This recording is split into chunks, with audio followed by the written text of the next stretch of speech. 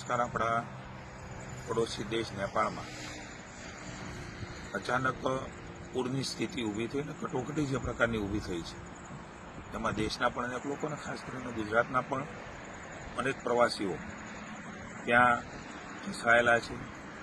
માનનીય વડાપ્રધાન શ્રી નરેન્દ્રભાઈ મોદી દ્વારા સતત નેપાળની સરકાર સાથે એ પીએમઓ સંપર્કમાં છે। આપણા ગૃહમંત્રી અમિતભાઈ શાહ પણ આપણા ગુજરાતીઓ પણ જેમાં ફસાણા છે અને દેશના લોકો ફસાણા છે। માનનીય મોદી સાહેબના માર્ગદર્શન નીચે રાજ્ય સરકાર, માનનીય મુખ્યમંત્રી શ્રી ભૂપેન્દ્રભાઈ એ પણ માનનીય અમિતભાઈ શાહના સંપર્કમાં છે। વિદેશ મંત્રાલય અને વિભાગ દ્વારા એ તમામ માહિતીઓ જે આપણને મળી છે એ પણ પહોંચાડવામાં આવી છે। આપણા રાજ્યના અલગ અલગ જિલ્લાઓ, એ જિલ્લાઓમાં 12 જેટલા લોકો એ મિસિંગ છે એવી અત્યાર સુધીની માહિતી છે।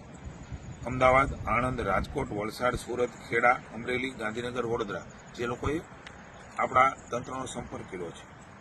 માનનીય મુખ્યમંત્રી ભૂપેન્દ્રભાઈ અને નાયબ મુખ્યમંત્રી હર્ષભાઈના માર્ગદર્શન નીચે વહીવટીતંત્ર દ્વારા તમામ જિલ્લાઓમાં એ નંબર, હેલ્પલાઇન નંબર એ જાહેર કર્યો છે। સ્ટેટ ઇમરજન્સી સેન્ટર દ્વારા પણ 3 નંબરો એ જાહેર કરવામાં આવેલ છે। છતાં પણ હું જણાવું છું કે 079 232 51 900, 079 232 51 900।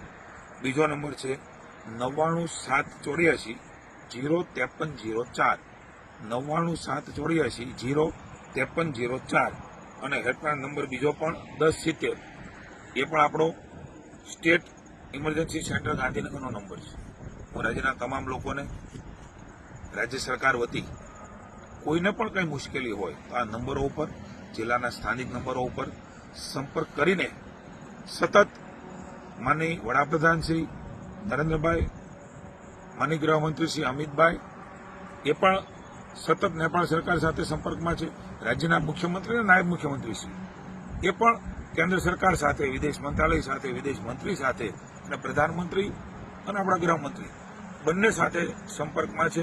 આ દુઃખની ઘડીમાં ગુજરાતીઓ સાથે રાજ્યની સરકાર ઊભી છે અને તમામ પ્રયાસો જે રાજ્યની સરકાર એ કરી રહી છે। કોઈને પણ કંઈ પણ તકલીફ હોય આ નંબરો ઉપર સંપર્ક કરવા મારી વિનંતી છે અને રાજ્યની સરકાર આ કટોકટીમાં, આ મુશ્કેલીના સમયમાં આ પરિવારજનોને ગુજરાતની જનતાની સાથે છે।